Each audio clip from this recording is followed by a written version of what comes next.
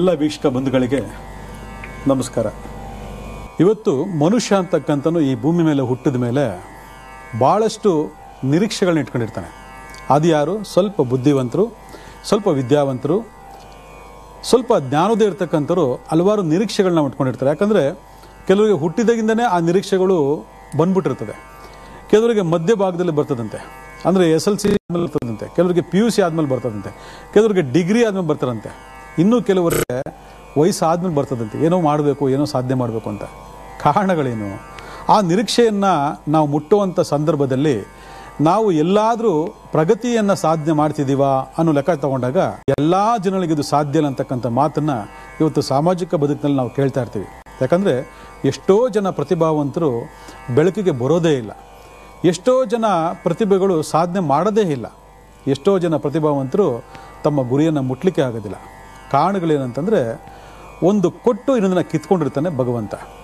ಅಲ್ಲಿಗೆ ಒಂದು ಕೊಟ್ಟು ಇನ್ನೊಂದನ್ನು ಕಿತ್ಕೊಂಡಿದ್ದಾನೆ ಅಂತಂದರೆ ಭಾಳ ಜನ ಲೆಕ್ಕಾಚಾರ ಆಗ್ತಕ್ಕಂಥದ್ದು, ಯಾಕೆ ಆಗಲಿಲ್ಲ, ಯಾಕೆ ಇದು ನಡೀಲಿಲ್ಲ, ಯಾಕೆ ಇದು ಸಿಗಲಿಲ್ಲ, ಈಗ ಆಗಬೇಕಾಗಿತ್ತಲ್ಲ, ಹಾಗಾಗಬೇಕಾಗಿತ್ತಲ್ವಾ. ಇದು ತಂದೆ ತಾಯಿಂದರಲ್ಲಿ ಭಾಳ ಮುಖ್ಯವಾಗಿ ಕಾಡ್ತಕ್ಕಂಥ ಒಂದು ಪ್ರಶ್ನೆ. ನನ್ನ ಮಗ ಹಂಗಾಗಬೇಕು, ನನ್ನ ಮಗಳು ಹಿಂಗಾಗಬೇಕು, ನನ್ನ ಮಗ ಅದಾಗಬೇಕಾಗಿತ್ತು, ಇದಾಗ್ಬಿಟ್ಟ, ನನ್ನ ಮಗಳು ಹಿಂಗಾಗಬೇಕಾಗಿತ್ತು, ಹಂಗಾಗ್ಬಿಟ್ಟ. ಇವೆಲ್ಲ ಲೆಕ್ಕಾಚಾರಗಳನ್ನು ನಾವು ದೊಡ್ಡರಾದಿಯಾದಿಯಾಗಿ ನಿರೀಕ್ಷೆ ಮಾಡಿದ್ರೂ ಕೂಡ ವ್ಯಕ್ತಿಗತವಾಗಿ ನಾವು ಕೂಡ ಏನೋ ಒಂದು ಎಕ್ಸ್ಪೆಕ್ಟೇಷನ್ಸ್ನ ಇಟ್ಕೊಂಡಿದ್ದಂತಾಗ ಸಂದರ್ಭದಲ್ಲಿ ಅದಾಗದೇ ಇದ್ದಾಗ ಮಾನಸಿಕವಾಗಿ ಯಾವುದೋ ಒಂದು ಲೆಕ್ಕಾಚಾರದಲ್ಲಿ ನಾವು ಮರುಗುವುದನ್ನು ನೋಡ್ತೀವಿ. ಅಂದರೆ ಪಶ್ಚಾತ್ತಾಪವನ್ನು ಪಡ್ತೀವಿ. ಇಲ್ಲ, ಹಿಂಗಾಗಿದ್ರೆ ಚೆನ್ನಾಗಿತ್ತೇನೋ, ಹಿಂಗಾಗ್ಲಿಲ್ವಲ್ಲ, ಇದು ನನಗೆ ಈ ಅರ್ಹತೆ ಇದೆ, ಆದರೆ ನನಗೆ ಆಗಲಿಲ್ವೇನೋ. ಇವೆಲ್ಲ ಲೆಕ್ಕಾಚಾರಗಳನ್ನು ಪ್ರತಿಯೊಬ್ಬ ವಿದ್ಯಾವಂತನ ಹಿಡಿದು ಅವಿದ್ಯಾವಂತನೂ ಕೂಡ ಅಥವಾ ಅವಿದ್ಯಾವಂತೆ ಕೂಡ ಇದನ್ನು ಒಂದಲ್ಲ ಒಂದು ಸರಿ ಯೋಚನೆ ಮಾಡ್ತಾರೆ. ಅದು ಹುಟ್ಟಿದಾಗಿಂದ ಹಿಡಿದು ಕುಟುಂಬ ಸಂಬಂಧಪಟ್ಟಂಥ ಲೆಕ್ಕಾಚಾರ ಇರ್ಬೋದು, ಅಥವಾ ಬಡತನ ಕುಟುಂಬ ಇರ್ಬೋದು, ಅಥವಾ ಮಧ್ಯಮ ವರ್ಗ ಇರ್ಬೋದು, ಅಥವಾ ಬೆಳೀತಾ ಬೆಳೀತಾ ಬೆಳೀತಾ ಬೆಳೀತಾ ವಿದ್ಯಾಭ್ಯಾಸ ಸಂಬಂಧಪಟ್ಟಂಥ ವಿಚಾರದಲ್ಲಿ ಆಗಿರ್ಬೋದು, ಅಥವಾ ವಿದ್ಯಾಭ್ಯಾಸ ಸಂಬಂಧ ಆದಮೇಲೆ ಒಂದು ಅದಕ್ಕೆ ಸಂಬಂಧಪಟ್ಟಂತಹ ಒಳ್ಳೆಯ ಉದ್ಯೋಗ ಆಗಿರ್ಬೋದು, ಅಥವಾ ವಿದ್ಯಾರ್ಜನೆಯನ್ನು ಹೊರತುಪಡಿಸಿ ಸಂಬಂಧಪಟ್ಟಂಥ ವ್ಯವಹಾರ ವ್ಯಾಪಾರ ಆಗಿರ್ಬೋದು, ಅಥವಾ ಹಣಕಾಸಿನ ಸ್ಥಿತಿಗತಿಗಳಾಗಿರ್ಬೋದು, ಅಥವಾ ಅಭಿವೃದ್ಧಿ ಆಗಿರ್ಬೋದು. ಕೊನೆಗೆ ನಿರೀಕ್ಷೆ ಮಾಡ್ತಕ್ಕಂತಹ ಕೊನೆಯ ಒಂದು ಹಂತ ಏನು? ಮರಣ ಕೂಡ. ಅಲ್ಲಿಗೆ ನಮ್ಮೆಲ್ಲದಕ್ಕಿಂತ ದೊಡ್ಡದು ಯಾವುದು? ಪ್ರಕೃತಿ. ನಮ್ಮೆಲ್ಲದಕ್ಕಿಂತ ದೊಡ್ಡದು ಯಾವುದು? ವಿಧಿ. ನಮ್ಮೆಲ್ಲದಕ್ಕಿಂತ ದೊಡ್ಡದು ಯಾವುದು? ಭಗವಂತ. ಅಗೋಚರ ಶಕ್ತಿ, ಕಣ್ಣು ಕಾಣಲ್ಲ. ಆದರೆ ನಿಮಗೆ ಗೊತ್ತಿರಲಿ ವೀಕ್ಷಕರೇ, ನಾವು ಜೀವನದಲ್ಲಿ ಹುಟ್ಟಿದಾಗಿಂದ ಕೊನೆಯವರೆಗೂ ಅದು ಭಿಕ್ಷುಕನಾಗ್ಬಿಡ್ತೀವೋ, ಶ್ರೀಮಂತನಾಗ್ಬಿಡ್ತೀವೋ, ಮಧ್ಯಮ ವರ್ಗದಲ್ಲಿ ಹುಡ್ತೀವೋ, ಅಥವಾ ಮತ್ತೊಂದು ಮಗದೊಂದು ಏನೇ ಜೀವನದಲ್ಲಿ ಬರಲಿ, ಇದೆಲ್ಲ ಮೊದಲೇ ನಿರ್ಧಾರವಾಗಿರುತ್ತೆ. ಇದು ಜ್ಞಾಪಕ ಇಟ್ಕೊಳ್ಳಿ. ಇವತ್ತು ಹೇಳ್ತಕ್ಕಂಥ ವಿಚಾರ ನೀವೊಂದು ಸ್ವಲ್ಪ ಮನಸ್ಸಲ್ಲಿಟ್ಕೊಂಡು ಅದ್ರ ಪ್ರಕಾರ ನಮ್ದೇನೂ ಇಲ್ಲ, ನಡೆಸೋನು ಭಗವಂತ, ಅವ್ನು ಮೊದಲೇ ನಿರ್ಧಾರ ಮಾಡಿಸ್ಬಿಟ್ಟಿದ್ದಾನೆ ಅಂತಕ್ಕಂಥದ್ದು ಸತ್ಯ ನಿಮಗೆ ಗೊತ್ತಾಯಿತು ಅಂದಾಗ ಜೀವನದಲ್ಲಿ ನಮಗೆ ಬೇಕು ಬೇಕು ಬೇಕು ಅಂತೇಳಿ ಹೋರಾಟ ಮಾಡ್ತಕ್ಕಂಥ ಮನೋಭಾವನೆ ಆಗಲಿ, ಅಥವಾ ಸ್ವಾರ್ಥಪರರಾಗಲಿ, ಅಥವಾ ಮೋಸ ವಂಚನೆದಾಗಿಂದ ಪಡ್ಕೊಳ್ತಕ್ಕಂಥ ವಿಧಾನ ಆಗಿರಲಿ, ಅಥವಾ ಇನ್ನೊಬ್ಬರನ್ನು ನೋಯಿಸಿ ಅನ್ಯಾಯ ಮಾಡಿ ನಾವು ಕೊಂದು ಅದನ್ನು ಪಡ್ಕೊಳ್ತಕ್ಕಂತಹ ಒಂದು ಕುಬುದ್ಧಿ ಅಂತ ಹೇಳ್ತೀವಿ, ಆ ಬುದ್ಧಿ ಆಗಿರಲಿ, ಇವೆಲ್ಲ ಯಾವುದು ಕೂಡ ನಮ್ಮಲ್ಲಿ ಬರೆದಿರೋದಕ್ಕೆ ಕಾರಣ ಏನು ಅಂತಂದರೆ, ಇವತ್ತು ತಿಳಿಸತಕ್ಕಂಥ ಸತ್ಯವನ್ನು ನೀವು ಅರ್ಥ ಮಾಡ್ಕೊಂಬಿಟ್ರೆ ನಿಮ್ಗೆ ಅರ್ಥ ಆಗ್ತದೆ. ಇಲ್ಲ, ಇದು ನಾವೇನು ಮಾಡಿದ್ರು ಆಗಲ್ಲ, ನಾವು ಎಷ್ಟೇ ಮೋಸ ವಂಚನೆದಾಗ ಏನೇ ಮಾಡಿ ಎಂತಹ ಬುದ್ಧಿಗಳನ್ನ ತೋರಿಸಿದ್ರು ಕೂಡ ನಾವು ಅದನ್ನು ಜಯಿಸ್ಲಿಕ್ಕೆ ಆಗಲ್ಲ ಅಂತಕ್ಕಂಥದ್ದನ್ನ ನಾವು ಅರ್ಥ ಮಾಡ್ಕೊಂಬಿಟ್ಟಿರ್ತೀವಿ. ಯಾಕಂದರೆ ಈ ಸತ್ಯ ನಿಮಗೆಲ್ಲ ತಿಳಿಬೇಕು. ನೋಡಿ, ಜೀವನದಲ್ಲಿ 5 ವಿಚಾರಗಳು ಮೊದಲೇ ನಿರ್ಧಾರವಾಗುತ್ತೆ ಒಂದು ಜಾಗದಲ್ಲಿ. ಆ 5 ವಿಚಾರಗಳು ಯಾವುದು? ಆ ನಿರ್ಧಾರ ಆಗ್ತಕ್ಕಂಥ ಜಾಗ ಯಾವುದು? ನಿರ್ಧಾರ ಆದಮೇಲೆ ಅದನ್ನು ಹರಿಹರ ಬ್ರಹ್ಮಬೋಧನು ಚೇಂಜ್ ಮಾಡೋಕ್ಕಾಗದೇ ಇಲ್ವಂತೆ. 5 ವಿಚಾರಗಳು. ಫಸ್ಟು 5 ವಿಚಾರಗಳ ಬಗ್ಗೆ ಮಾತಾಡೋಣ. ಅದು ಎಲ್ಲಿ ನಿರ್ಧಾರ ಆಗುತ್ತೆ ಅದನ್ನು ನಿಮ್ಗೆ ಹೇಳ್ಕೊಡ್ತೀನಿ. ಇದು ನೀವು ಒಪ್ಕೊಳ್ತಿರೋ ಬಿಡ್ತಿರೋ ನಿಮಗೆ ಬಿಟ್ಟಿದ್ದು. ಯಾಕಂದರೆ ಇದು ಸತ್ಯ, ಭಾಳ ಕಠೋರವಾಗಿರ್ತಕ್ಕಂಥ ಸತ್ಯ. ನೀವು ಒಪ್ಕೊಳ್ತಿರೋ ಬಿಡ್ತಿರೋ, ಆದರೆ ಅದು ನಡೆಸಲ್ಪಡುತ್ತದೆ, ಅದು ನಡೆಯಲ್ಪಡುತ್ತದೆ, ಅದರ ನಿಯಂತ್ರಣದಲ್ಲಿ ನಾವಿರ್ತೀವಿ. ಇದನ್ನು ಮಾತ್ರ ನೀವು ಅರ್ಥ ಮಾಡ್ಕೋಬೇಕಾಗ್ತದೆ. ಅದು ಯಾವುದು ಅಂದರೆ, ಮೊದಲನೇದು ಪೂರ್ವಜನ್ಮದ ಸುಕೃತಗಳು ಅಂತ ಹೇಳ್ತೀವಿ. ಪೂರ್ವಜನ್ಮದಲ್ಲಿ ನಾವು ಏನನ್ನು ಮಾಡಿದ್ದೀವಿ, ಒಳ್ಳೇದು ಮಾಡಿದ್ದೀವ, ಕೆಟ್ಟದ್ದು ಮಾಡಿದ್ದೀವ, ಅಥವಾ ನಿರ್ಲಿಪ್ತವಾಗಿದ್ದೀವ, ಯಾವ ಆಧಾರದ ಮೇಲೆ ನಮ್ಮ ಇಂದಿನ ಜೀವನ ಇತ್ತು ಅನ್ನೋ ಆಧಾರವಾಗಿ ನಮ್ಮ ಪೂರ್ವಜನ್ಮದ ಸುಕೃತಗಳು ನಿರ್ಧಾರವಾಗ್ತದೆ. ಅಂದರೆ ಅದು ನಮ್ಮನ್ನು ಹಿಂಬಾಲಿಸುತ್ತೆ ಅಂತ ಹೇಳ್ತೀವಿ ನಾವು. ಆ ಹಿಂಬಾಲಿಸುವಿಕೆ ಒಂದು ಜಾಗದಲ್ಲಿ ನಿರ್ಧಾರವಾಗುತ್ತೆ. ಇದು ಒಂದು. ಎರಡನೇದು, ಇಂತಿಷ್ಟೇ ಆಯಸ್ಸು, ನೀನು ಇಷ್ಟೇ ವರ್ಷ ಬದುಕಿರಬೇಕು, ಇಷ್ಟೇ ತಿಂಗಳು ಬದುಕಿರಬೇಕು, ಇಷ್ಟೇ ದಿನ ಬದುಕಿರಬೇಕು, ಇಷ್ಟೇ ಗಂಟೆ, ಇಷ್ಟೇ ಸೆಕೆಂಡ್ ನೀನು ಬದುಕಿರಬೇಕು ಅಂತಕ್ಕಂಥ ಕೂಡ ಅದೇ ಜಾಗದಲ್ಲಿ ನಿರ್ಧಾರ ಆಗ್ತದೆ. ನೋಡಿ ಎಂಥ ಅದ್ಭುತ. ಹೌದು, ಇದ್ರ ಮಾತ್ರ ಒಪ್ಕೊಂಡ್ಬಿಡ್ತೀವಿ ಬಿಡಿ, ನಮಗೆ ಗೊತ್ತೇ ಇರಲ್ಲ, ಯಾವಾಗ ಎಲ್ಲಿ ಏನಾಗ್ತದೆ ಗೊತ್ತೇ ಇರಲ್ಲ ಅಂತ ಭಾಳ ಜನ ಹೇಳ್ಬೋದು. ಆದರೆ ಇದು ಮೊದಲೇ ನಿರ್ಧಾರವಾಗಿರುತ್ತೆ ನಮ್ಮ ಆಯಸ್ಸು. ಮೂರನೇದು ವಿದ್ಯೆ. ಇಂತಿಷ್ಟೇ ಓದಬೇಕು, ಹೀಗೇ ಓದಬೇಕು, ಇಲ್ಲಿಗೆ ಮುಟ್ಟಬೇಕು, ಇದೇ ಥರ ಮುಂದುವರಿಬೇಕು, ನಿನಗೆ ಇದು ಇಷ್ಟೇ ಪ್ರಾಪ್ತಿ ಅಂತಕ್ಕಂಥ ವಿದ್ಯೆ ನಮಗೆ ಮೊದಲೇ ನಿರ್ಧಾರ ಆಗ್ತದಂತೆ. ನೋಡಿ ಎಷ್ಟು ಅದ್ಭುತವಾಗಿದೆ. ಹಾಗಂದಾಗ ನಾನು ಸಿಕ್ಕಾಬಟ್ಟೆ ಓದಬೇಕು ಅಂತಕ್ಕಂಥ ಮನಸ್ಸಿರ್ತಕ್ಕಂಥವ್ರು, ಅಥವಾ ನಾನು ಓದಕ್ಕಾಗ್ತಾಯಿಲ್ಲ ಅಂತಕ್ಕಂಥ ಮನಸ್ಸಿರೋರು, ಅಯ್ಯೋ ನಾನು ಮುಂದೆ ಹೋಗೋಕ್ಕಾಗ್ತಿಲ್ಲ, ಇಷ್ಟೇ ನನ್ನ ಜೀವನ ಅಂತಕ್ಕಂಥವ್ರು, ಇವೆಲ್ಲವೂ ಕೂಡ ನಮ್ಮಲ್ಲಿ ನಾವು ಭಾಳ ಸುಲಭವಾಗಿ ನೋಡ್ತೀವಲ್ವ. ನೋಡಿ, ಈ ವಿದ್ಯೆ ಅಂತಕ್ಕಂಥದ್ದು ಕೂಡ ಮೊದಲೇ ಪೂರ್ವ ನಿಯೋಜಿತವಾಗಿ ಆಗ್ತದಂತೆ. ಆಯಿತಾ? ಇನ್ನು ನೆಕ್ಸ್ಟ್ ಇರ್ತಕ್ಕಂಥದ್ದು ಏನಪ್ಪ ಅಂದರೆ, ಪೂರ್ವಜನ ಸುಕೃತ ಆಯಿತು, ಆಯಸ್ಸಾಯಿತು, ವಿದ್ಯೆ ಆಯಿತು. ಇನ್ನೊಂದೇನಪ್ಪ ಅಂದರೆ ಹಣ. ನಾಲ್ಕನೇದು ಹಣ. ನೋಡಿ, ಪ್ರತಿಯೊಬ್ಬ ಮನುಷ್ಯನೂ ಕೂಡ ಒಬ್ಬ ಭಿಕ್ಷಾಧಿಪತಿಯಿಂದ ಹಿಡಿದು ಕೋಟ್ಯಾಧಿಪತಿ, ಅವನು ಏನೇನು ಕರೀತಾರೆ ಕರ್ಕೊಳ್ಳಿ, ಮಿಲಿಯನ್ನು, ಅದು ಇದು ಡಾಲರ್ ಏನೋ ಕರ್ಕೊಳ್ಳಿ, ಅಲ್ಲಿವರೆಗೂ ಕೂಡ ನಿರ್ದಿಷ್ಟವಾಗಿ ಇಷ್ಟಿಷ್ಟೇ ಬರಬೇಕು, ಇಷ್ಟೇ ಸಿಗಬೇಕು ಅಂತಕ್ಕಂಥ ಕೂಡ ಮೊದಲೇ ನಿರ್ಧಾರ ಆಗಿರ್ತದಂತೆ. ಅದನ್ನು ಹೊರತುಪಡಿಸಿ ಯಾರು ಏನೂ ಮಾಡೋಕ್ಕಾಗೋದಿಲ್ಲಂತೆ. ಅದು ಆ ಜಾಗದಲ್ಲೇ ನಿರ್ಧಾರ ಆಗ್ತದಂತೆ. ಯಾವುದೋ ಮನಿ, ಹಣ, ನಮ್ಮ ಹಣ, ನಮ್ಮದು ಅಂತಕ್ಕಂಥ ಹಣ ಮೊದಲೇ ನಿರ್ಧಾರ ಆಗ್ತದಂತೆ. ಇದು 4 ಆಯಿತಾ? ಕೊನೆಯದು ಯಾವುದು? ನೀವೆಲ್ಲ ನಿರೀಕ್ಷೆ ಮಾಡಿರೋ ತರಹ ಮರಣ. ಈ ಮರಣ ಅಂತಕ್ಕಂಥದ್ದು ಕೂಡ ಮೊದಲೇ ನಿರ್ಧಾರ ಆಗಿರ್ತದೆ. ನೋಡಿ, ಇವೆಲ್ಲ ಎಷ್ಟೆಷ್ಟು ಯಾವ್ಯಾವ ಲೆಕ್ಕಾಚಾರಗಳು ಹೋಗ್ತಿದೆ ಅಂದರೆ, ಪೂರ್ವಜನ ಸುಕೃತ ಆಗಿರ್ಬೋದು, ಆಯಸ್ಸಾಗಿರ್ಬೋದು, ವಿದ್ಯೆ ಆಗಿರ್ಬೋದು, ಹಣ ಆಗಿರ್ಬೋದು, ಮರಣ ಆಗಿರ್ಬೋದು, ಇವೆಲ್ಲ ಒಂದಕ್ಕೊಂದು ಚೈನ್ ಲಿಂಕ್ ಇರ್ತಕ್ಕಂತಹ ಈ ಭಾಗ್ಯಗಳು, ಈ 5 ಭಾಗ್ಯಗಳು, 5 ಪಂಚತತ್ವಗಳು ನಮಗೆ ವಿಶೇಷವಾಗಿ ಎಲ್ಲಿ ನಿರ್ಧಾರ ಆಗುತ್ತೆ, ಆ ನಿರ್ಧಾರ ಆಗಿರೋದನ್ನ ಹರಿಹರ ಬ್ರಹ್ಮ ಬಂದರೂ ಕೂಡ ಚೇಂಜ್ ಮಾಡೋಕ್ಕಾಗಲ್ಲ ಅಂತಕ್ಕಂಥದ್ದು ನೀವು ತಿಳ್ಕೊಳ್ತೀರಿ ಅಂತಂದರೆ, ಇದು ಜನ್ಮಜತ್ವ ಬಂದಿರತಕ್ಕಂಥ ಕಠೋರ ಸತ್ಯ. ಈ 5 ಸುಕೃತಗಳು, ಈ 5 ಭಾಗ್ಯಗಳು ನಿರ್ಧಾರ ಆಗ್ತಕ್ಕಂಥದ್ದು ತಾಯಿಯ ಗರ್ಭದಲ್ಲಿ. ಈ 5 ವಿಚಾರಗಳು ನಿರ್ಧಾರ ಆಗ್ತಕ್ಕಂಥದ್ದು ತಾಯಿಯ ಗರ್ಭದಲ್ಲಿ. ಅದಕ್ಕೆ ಅದು 9 ತಿಂಗಳು ರೊಟೇಷನ್ಸ್ ಆಗ್ತಾ ಹೋಗುತ್ತೆ. ಅಂದರೆ 9 ತಿಂಗಳಲ್ಲಿ 9 ಗ್ರಹಗಳು ರೊಟೇಷನ್ಸ್ ಆಗ್ತಾ ಹೋಗ್ತವೆ. ಆ 9 ಗ್ರಹ ಜೊತೆಗೆ 27 ನಕ್ಷತ್ರಗಳ ಪ್ರಭಾವಗಳು ರೊಟೇಷನ್ಸ್ ಆಗ್ತಾ ಹೋಗ್ತವೆ. ಇವೆಲ್ಲದರ ಸಮ್ಮಿಲನದಲ್ಲಿ ಆಗ್ತಕ್ಕಂಥದ್ದೇ ಈ ಪೂರ್ವಜನ ಸುಕೃತ. ನಾವು ಭಾಳಷ್ಟು ಕಾರ್ಯಕ್ರಮ ಹೇಳಿದ್ದೀವಿ. ಪೂರ್ವಜನ ಸುಕೃತ ಯಾವುದು ಅಂತಂದರೆ ಪಂಚಮ ಭಾಗ ಅಂತ ಹೇಳ್ತೀವಿ, ಅಂದರೆ ಪೂರ್ವ ಪುಣ್ಯ ಸ್ಥಾನ ಅಂತ ಕರಿತೀವಿ. ಈಗೆಲ್ಲ ಒಂದಷ್ಟು ಅಸ್ಟ್ರಾಲಜಿಗಳು ನಾವು ವಿಂಗಡಣೆ ಮಾಡಿ ನೋಡಿದ್ದೀವಿ. ಆದರೆ ಎಲ್ಲರಿಗೂ ಇರ್ತಕ್ಕಂಥದ್ದು 12 ಮನೆಗಳು. ಯಾವುದು? ನಮ್ಮ ಹಣೆ ಬರವನ್ನು ಬರೆದಿರ್ತಕ್ಕಂಥದ್ದು 12 ಮನೆಗಳ ಮುಖಾಂತರ. 12 ಮನೆಗಳ ಮುಖಾಂತರ ಬರೆದಿರೋರು ಯಾರು ಅಂತಂದರೆ 9 ಗ್ರಹಗಳು. ಆ 9 ಗ್ರಹಗಳು ನಮ್ಮ ಪೂರ್ವಜನ ಸುಕೃತವನ್ನು ರೂಲ್ ಮಾಡ್ತವೆ, ನಮ್ಮ ಆಯುಸ್ಸನ್ನು ರೂಲ್ ಮಾಡ್ತವೆ, ನಮ್ಮ ವಿದ್ಯೆಯನ್ನು ರೂಲ್ ಮಾಡ್ತವೆ, ನಮ್ಮ ಹಣವನ್ನು ರೂಲ್ ಮಾಡ್ತವೆ, ನಮ್ಮ ಮರಣವನ್ನು ರೂಲ್ ಮಾಡ್ತವೆ ಅಂತಂದರೆ, ಇದು ನಿರ್ಧಾರ ಆಗ್ತಕ್ಕಂಥದ್ದು ಆ ನವಮಾಸಗಳಲ್ಲಿ ಹೊತ್ಕೊಡ್ತಕ್ಕಂಥ ಆ ಮಹಾತಾಯಿಯ ಗರ್ಭದಲ್ಲಿ ನಿರ್ಧಾರ ಆಗ್ಬಿಡ್ತದೆ. ಇದು ಎಷ್ಟು ಅದ್ಭುತವಾದ ವಿಚಾರ ಅಂತಂದರೆ ನೀವೆಲ್ಲ ಅರ್ಥ ಮಾಡ್ಕೋಬೇಕು. ಅಲ್ಲಿಗೆ ಕಾರ್ಯ ಅಷ್ಟೇ ನಮ್ಮದು, ಫಲ ಭಗವಂತಂದು, ಕಂಟ್ರೋಲ್ ಭಗವಂತಂದು. ಮೊದಲೇ ಇದು ಫಿಕ್ಸೆಡ್ ಡಿಪಾಸಿಟ್ ಇದ್ದಂಗೆ. ಇವತ್ತು ಭಾಳ ಜನ ಪ್ರಯತ್ನ ಪಡ್ತೀರಿ, ನಾನು ಸಿಜೇರಿಯನ್ ಮಾಡ್ಕೊಂಡೆ ಅಂತ. ಮಾಡಿ ನೋಡ್ಕೊಳ್ಳಿ, ಗೊತ್ತಾಗ್ತದೆ ಯಾವ ಕಾಲಮಾನದಲ್ಲಿ ಯಾವ ಲೆಕ್ಕಾಚಾರದಲ್ಲಿ ಏನಾಗಬೇಕು ಅದೇ ಆಗಿರ್ತದೆ. ಚೇಂಜ್ ಮಾಡೋಕ್ಕೆ ಸಾಧ್ಯನೇ ಇಲ್ಲ. ಆಯ್ತಲ್ಲ?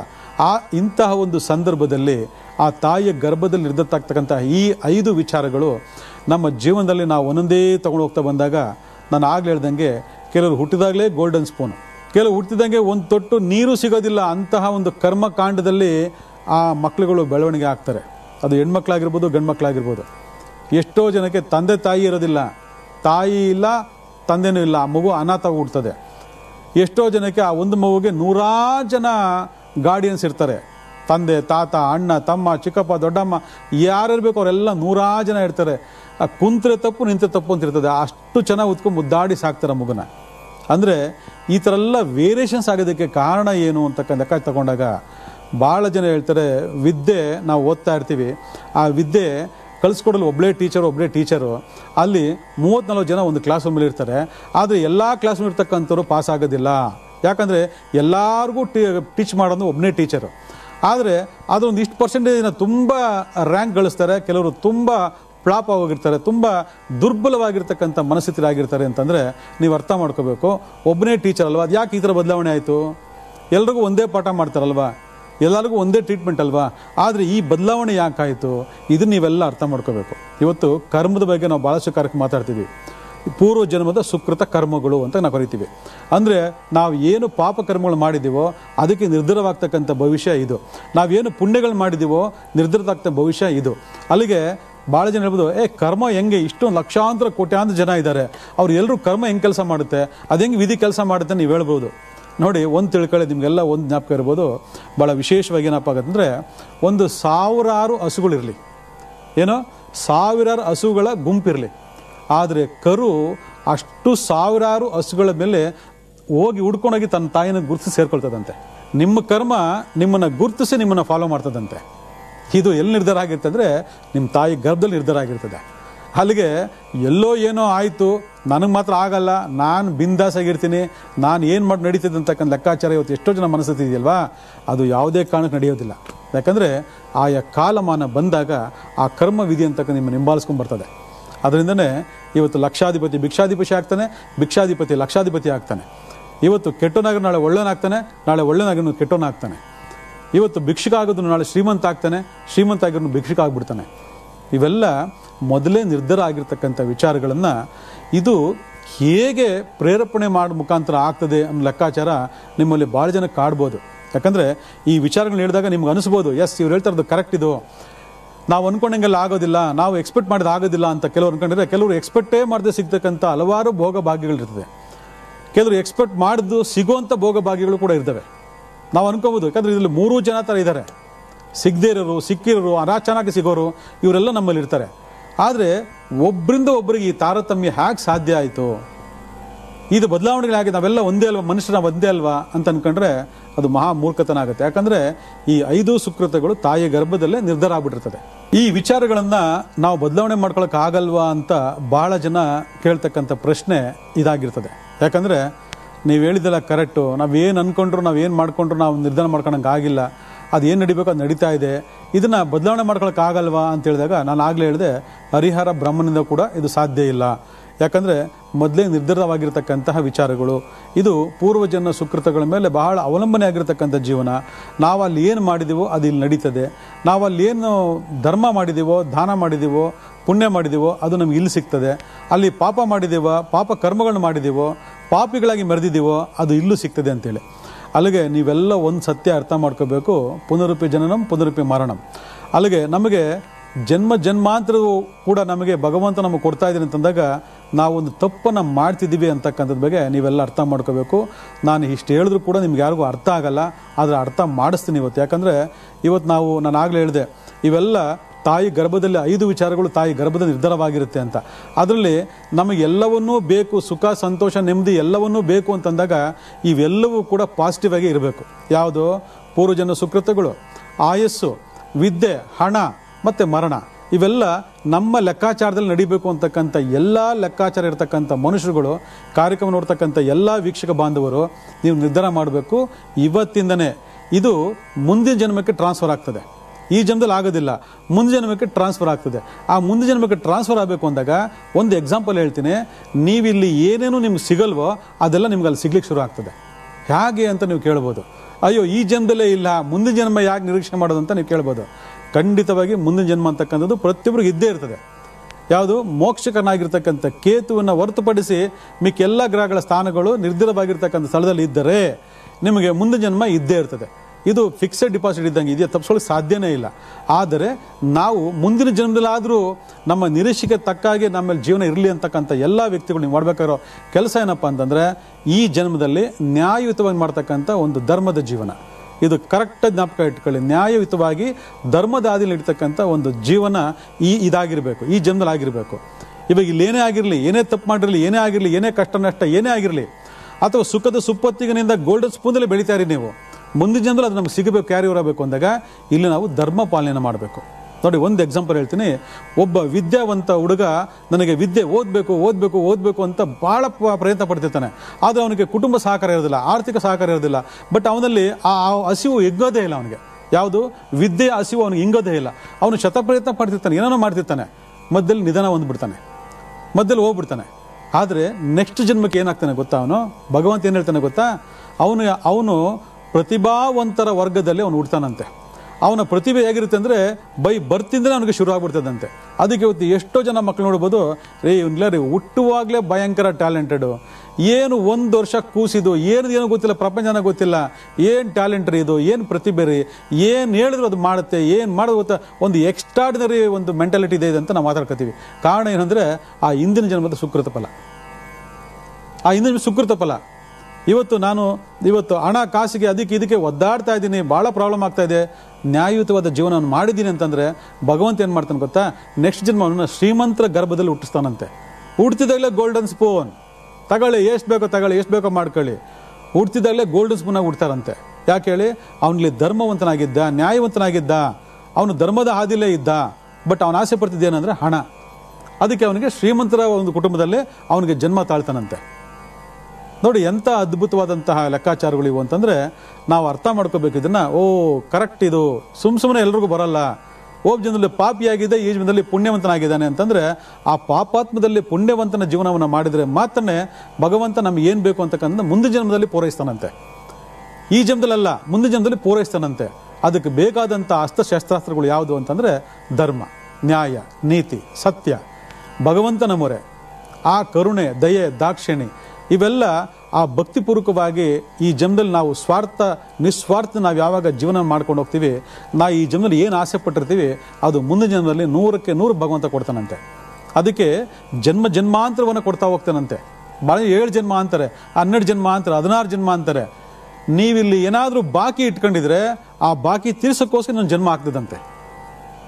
ಅಂದರೆ ಪಾಪಕರ್ಮಗಳನ್ನ ಮಾಡಿರ್ತೀರಿ, ಪಾಪಕರ್ಮಗಳನ್ನ ಮಾಡಿ, ದುಷ್ಕೃತ್ಯಗಳನ್ನ ಮಾಡಿ, ಮೋಸ ವಂಚನೆ ದಗ ಮಾಡಿ, ಕೊಲೆ ಸುರುಗಳನ್ನ ಮಾಡಿದರೆ ಮುಂದಿನ ಜನ್ಮದಲ್ಲಿ ಅವನು ರೌಡಿಯಾಗಿ ಹುಡ್ತಾನಂತೆ, ಅವನು ಕಳ್ಳನಾಗೆ ಹುಟ್ಟಿಸ್ತಾನಂತೆ.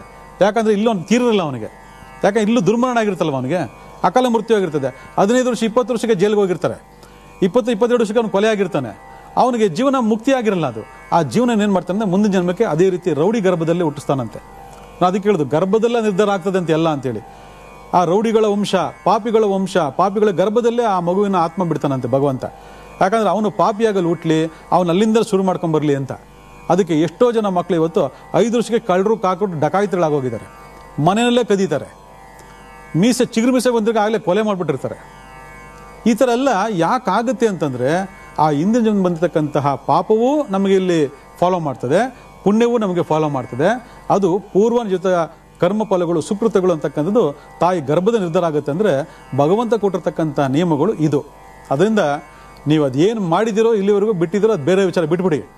ಅಟ್ಲೀಸ್ಟ್ ಈ ಅರ್ಧ ಭಾಗನೋ ಅಥವಾ ಮುಕ್ಕಾಲು ಭಾಗನೋ ಅಥವಾ ಕೊನೆಯ ಭಾಗವೋ ಅಥವಾ ಮೊದಲನೇ ಭಾಗವೋ ಯಾವುದಾದ್ರೂ ಭಾಗ ಇರಲಿ, ಇವತ್ತಿಂದಾದರೂ ಭಗವಂತನಿಗೆ ಶರಣಾಗತಿಯಾಗಿ ನ್ಯಾಯ, ನೀತಿ, ಧರ್ಮ, ಪ್ರಕೃತಿಯ ಬಾಳ್ವೆಯನ್ನು ನೀವು ಮಾಡ್ತಾ ಬಂದರೆ ಮುಂದಿನ ಜನ್ಮ ನಿಮಗೆ ಸ್ವರ್ಗ ಸುಖವಾಗಿ ನಿಮಗೆ ಕಾಣಿಸ್ಕೊಳ್ತದಂತೆ. ಸ್ವರ್ಗ ಸುಖವನ್ನು ಭಗವಂತ ನಿಮಗೆ ಕೊಡ್ತಾನಂತೆ.